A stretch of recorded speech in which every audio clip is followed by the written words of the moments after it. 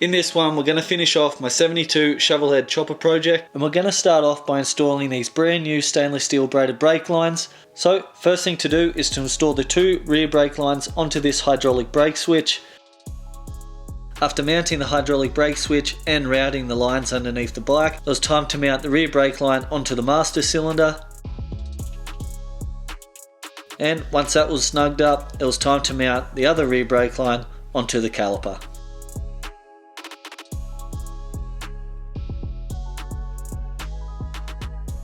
Right, that's the rear brake lines installed. Now we're going to move on to the front brake line, but before I do that, we're going to install the front brake lever. Now to install the brake line into the front master cylinder and then onto the front brake caliper. And because I don't want my brake line flapping along in the wind, I'm going to install a P-clamp onto the bottom of this triple tree to hold the brake line in place. Now to install some built-well grips.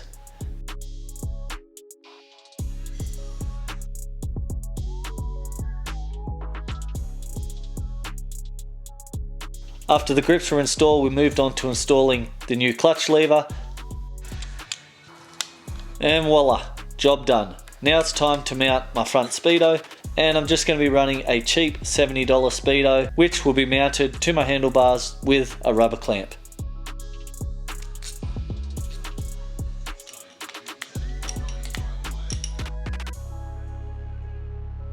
And ain't moving. Alrighty, that's the speedo mounted, so let's take a quick look at it, and I've got to say I'm pretty content with how it looks. Next up is to attach these small buttons onto the hand controls, and unfortunately the only way that these buttons are going to stay in place is by applying some trusty old super glue.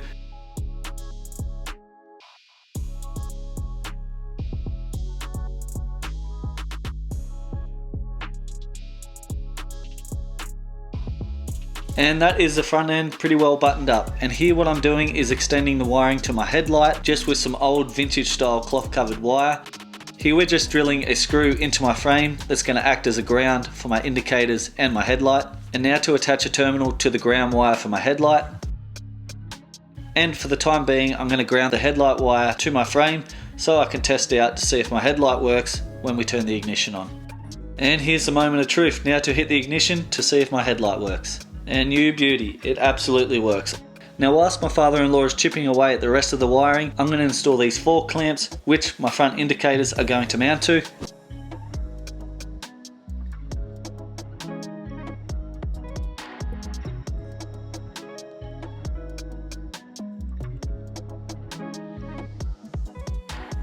And that's the indicators installed. Now we're going to move on to rewiring the whole bike, and as you can see, we're ditching the stock wiring loom. So this video would have been far too long if we went into detail as to how the bike was rewired, so you're just going to have to trust my word that everything works. Next up was to ditch the massive horn hanging off the front of the bike, and I'm just going to be running this $20 horn, which looks much tidier than the stock one. Before taking off the stock horn, I just want to compare it to the aftermarket one.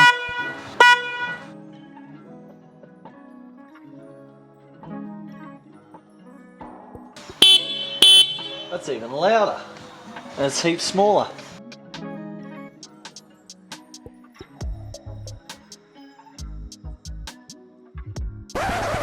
After mounting the horn and finishing off all the wiring to the bike, I went into a 6-month hiatus. I was feeling pretty blue, there was a lot going on in my life, and I thought, what bloody colour am I going to paint this bike? And you guessed it, I went with the colour blue, because I was feeling blue. Lou, you're my boy! Lou, this one's for you. The goddamn pen is blue! I'm blue, Anyway, moving on, the bike is now finished and running. Yes, I didn't get to film a lot of the intricate things and getting the bike put back together. I didn't get to film putting back on all the tins. I didn't get to film installing the new seat and sissy bar and doing the rear wiring. But it's done. So let's take a look at my blue coloured Harley.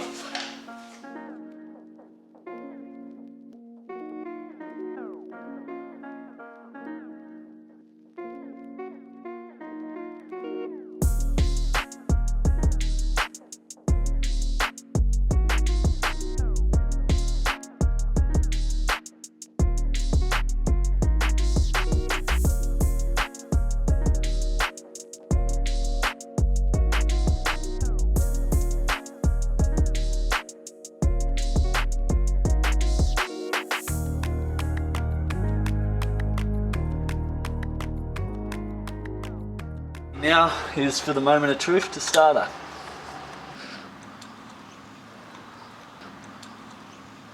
Alright, let's see how many kicks.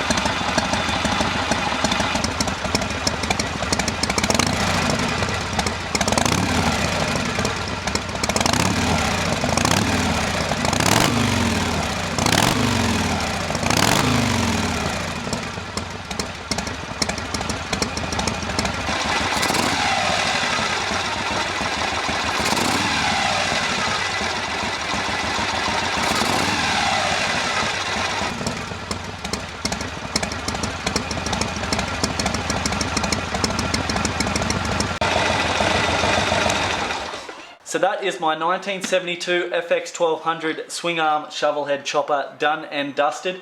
There are a couple of little things that I will end up changing on it. I want to get rid of the stock primary cover, which is big and bulky, and I want to change it out for a tin primary cover, which I've already bought, as it's going to make the bike look more like a 1970s chopper style bike. I also want to change the air cleaner, which I'm running currently on my S&S carb, as it's a little hard to tune the carburetor with that air cleaner. So I'm going to go with an old school louvered style air cleaner, which TC Bros sells on their website.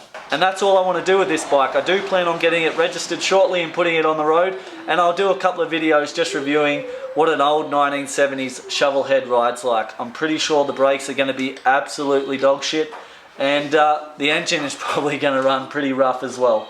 But that's going to do it for this one, guys. Thanks very much for watching, and as always, I'll catch you in the next one. See ya.